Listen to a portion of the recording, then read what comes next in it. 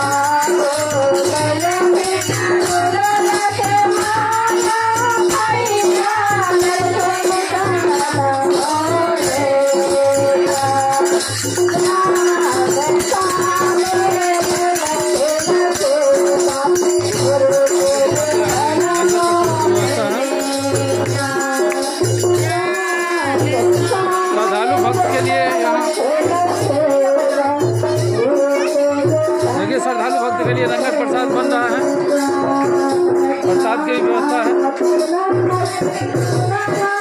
बताइए नाम अपना बताइए ना, क्या नाम है? हमारा नाम संजय माझी। बताइए किस उपलक्ष्य में शिव चर्चा करवा रहे हैं?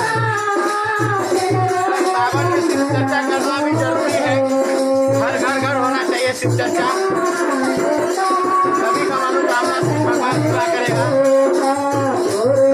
लंगर प्रसाद की व्यवस्था है सब, ये जो गा रहे हैं उन लोगों के लिए, हाँ श्रद्धालु के लिए जो गा रहे हैं, देख सकते हैं लंगर प्रसाद की व्यवस्था जो श्रद्धालु गा रहे हैं उसके लिए। संजय माझी नाम है इसका, रामनगर बंदरबाड़ी छत्तीसगढ़ गलिया भाजपा पंचायत जिला किशनगंज बिहार के रहने वाला है। आप देखिए और सीखिए और शिव चर्चा करवाइए। धरती पर धर्म रहेगा तो धरती रहेगी। इसी के साथ अपनी वाणी को विराम देता हूँ। जय भारत, जय हिंद।